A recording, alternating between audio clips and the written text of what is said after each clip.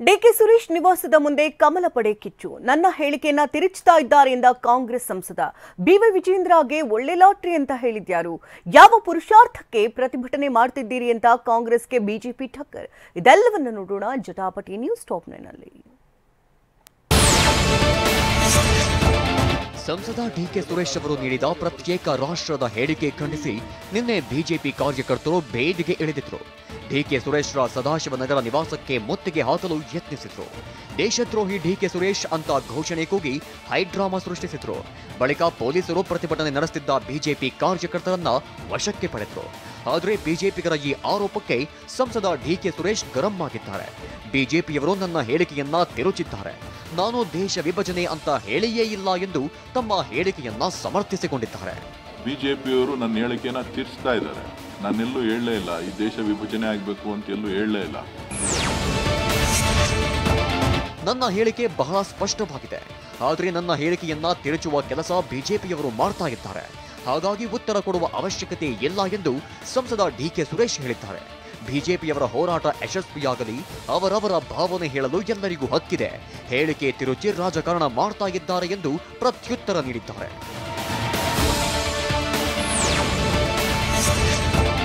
ಕಾಂಗ್ರೆಸ್ ಗ್ಯಾರಂಟಿಗಿಂತ ಮೋದಿ ಗ್ಯಾರಂಟಿಯೇ ಶ್ರೇಷ್ಠ ಎಂದಿರುವ ಬಿಜೆಪಿ ರಾಜ್ಯಾಧ್ಯಕ್ಷ ಬಿವೈ ವಿಜಯೇಂದ್ರಗೆ ಡಿಸಿಎಂ ಡಿಕೆ ಶಿವಕುಮಾರ್ ತಿರುಗೇಟು ನೀಡಿದ್ದಾರೆ. ಪಾಪ ವಿಜಯೇಂದ್ರ ರಾಜ್ಯಾಧ್ಯಕ್ಷರಾಗಿ 7-8 ತಿಂಗಳಾಗಿದೆ. ಬಿವೈ ವಿಜಯೇಂದ್ರ ಅವರಿಗೆ ಒಳ್ಳೆ ಲಾಟರಿ ಹೊಡೆದಿದೆ. ಅವರ ತಂದೆ ಪಾಲು ವಿಜಯೇಂದ್ರಗೆ ಸಿಕ್ಕಂತಾಗಿದೆ, ಸಿಗಲಿ, ಅದಕ್ಕೆ ನಮ್ಮದೇನು ಅಭ್ಯಂತರ ಇಲ್ಲ ಎಂದು ತಿವಿದಿದ್ದಾರೆ.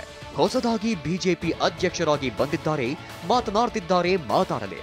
ಗ್ಯಾರಂಟಿ ಬಗ್ಗೆ ಮೋದಿ ಏನು ಮಾತನಾಡಿದ್ರು ಗೊತ್ತಿದೆ. ನಮ್ಮ ಗ್ಯಾರಂಟಿ ಪದ ತಗೊಂಡು ಮೋದಿ ಗ್ಯಾರಂಟಿ ಅಂತಿದ್ದಾರೆ ಎಂದು ಡಿಕೆಶಿ ತಿರುಗೇಟು ನೀಡಿದ್ದಾರೆ. 7 ತಿಂಗಳಿಗೆ ಒಳ್ಳೆ ಲಾಟರಿ ಹೊಡೆದಿದೆ. ಈ ದೇಶಕ್ಕೆ ವಿದ್ಯಾವಂತರು ಎಲ್ಲದಿದ್ರೂ ನಡೆಯುತ್ತೆ, ಆದರೆ ಪ್ರಜ್ಞಾವಂತರು ಇರಲೇಬೇಕು. ಈಗ ಕೇಂದ್ರದಲ್ಲಿ ಸರ್ಕಾರ ಬಿಜೆಪಿಯವರದ್ದು ಇದೆ. ರಾಜ್ಯಕ್ಕೆ ಏನ್ ಕೊಟ್ರಿ? 27 ಜನ ಸಂಸದರು ಇದ್ರೂ ಬರಗಾಲ ಕುರಿತು ಒಂದು ಸಭೆ ಮಾಡಲಿಲ್ಲ. ಬರಗಾಲಕ್ಕೆ ಏನೂ ಕೊಡಲಿಲ್ಲ ಅಂತಿದ್ದೀರಿ. ಮೊದಲ ಸಲ ಸಿದ್ದರಾಮಯ್ಯ ನೇತೃತ್ವದಲ್ಲಿ ರೈತರ ಖಾತೆಗೆ 2,000 ಹಣ ಹಾಕಿದ್ದೀವಿ. ನಾವು ದೆಹಲಿಯಲ್ಲಿ ಪ್ರತಿಭಟನೆ ಮಾಡಲು ಹೋಗುವುದನ್ನ ಬಿಜೆಪಿಯವರಿಗೆ ತಡೆದುಕೊಳ್ಳಲು ಆಗ್ತಿಲ್ಲ ಎಂದು ಡಿಕೆಶಿ ಕೆಂಡ ಕಾರಿದ್ದಾರೆ.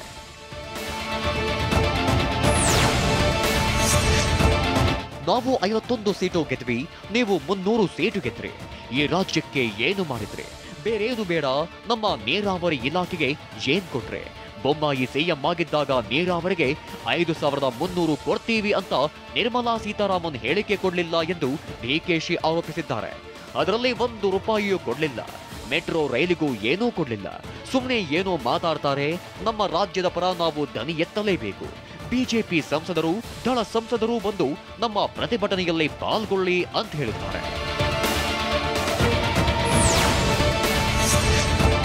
ದೆಹಲಿಯಲ್ಲಿ ಫೆಬ್ರವರಿ 7ನೇ ತಾರೀಕು ಯಾರ ಪುರುಷಾರ್ಥಕ್ಕೆ ಪ್ರತಿಭಟನೆ ಮಾಡ್ತಾ ಇದ್ದೀರಿ ಎಂದು ಕಾಂಗ್ರೆಸ್ ನಾಯಕರಿಗೆ ಮಾಜಿ ಶಾಸಕ ರೇಣುಕಾಚಾರ್ಯ ಕುಟುಕಿದ್ದಾರೆ. ಏಕೆ ದೆಹಲಿಯಲ್ಲಿ ಪ್ರತಿಭಟನೆ ಮಾಡಲು ಹೊರಟಿದ್ದೀರಿ? ಮನಮೋಹನ್ ಸಿಂಗ್ ಎಷ್ಟು ಅನುದಾನ ಕೊಟ್ಟಿದ್ರು? ಮೋದಿ ಎಷ್ಟು ಕೊಟ್ಟಿದ್ದಾರೆ? ಚರ್ಚಿಸೋಣ. ಬಹಿರಂಗ ಚರ್ಚೆಗೆ ಸಿದ್ಧ. ನಮ್ಮ ಸವಾಲು ಸ್ವೀಕಾರ ಮಾಡಿ ಎಂದು ರೇಣುಕಾಚಾರ್ಯ ಸವಾಲು ಹಾಕಿದ್ದಾರೆ.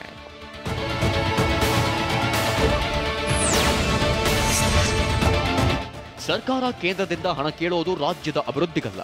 ಕಾಂಗ್ರೆಸ್ನವರು ಚುನಾವಣೆಗೋಸ್ಕರ ನಾಟಕ ಮಾಡ್ತಿದ್ದಾರೆ ಎಂದು ಶಾಸಕ ಮುನಿರತ್ನ ಆರೋಪಿಸಿದ್ದಾರೆ. ಗ್ಯಾರಂಟಿ ರೂಪದಲ್ಲಿ 52,000 ಕೋಟಿ ಪೋಲು ಮಾಡಿದ್ದಾರೆ. ಸಾರ್ವಜನಿಕ ತೆರಿಗೆ ಹಣವನ್ನ ಕೊಟ್ಟು ಪೋಲು ಮಾಡಿದ್ದಾರೆ. ಈಗ ಪದೇ ಪದೇ ಹಣ ಕೇಳಿಕೊಂಡು ಕೇಂದ್ರದ ಬಳಿ ಹೋಗ್ತಾರೆ. ಕೇಂದ್ರದ ಹಣ ದಾನ ಮಾಡುವ ಮುಂಚೆ ಯೋಚನೆ ಮಾಡಬೇಕಿತ್ತು. ಅಧಿಕಾರದ ದಾಹಕ್ಕಾಗಿ ಗ್ಯಾರಂಟಿಗಳನ್ನ ಘೋಷಣೆ ಮಾಡಿದ್ರು. ಎಲ್ಲೇ ದಾನ ಕೊಟ್ಟು ಅಲ್ಲಿ ಭಿಕ್ಷೆ ಬಿಡಲು ಹೋಗ್ತಾರೆ ಎಂದು ಮುನಿರತ್ನ ಕಿಡಿಕಾರಿದ್ದಾರೆ.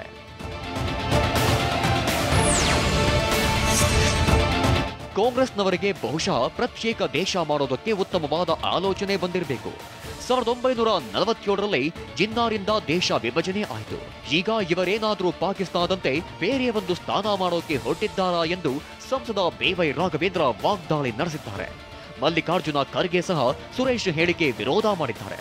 ಕಾಂಗ್ರೆಸ್ ನಾಯಕರಲ್ಲಿಯೇ ಭಿನ್ನಾಭಿಪ್ರಾಯ ಇದೆ. ಇದನ್ನ ಕಾಂಗ್ರೆಸ್ ನಾಯಕರು ಮೊದಲು ಅರ್ಥ ಮಾಡಿಕೊಳ್ಳಬೇಕು ಎಂದಿದ್ದಾರೆ.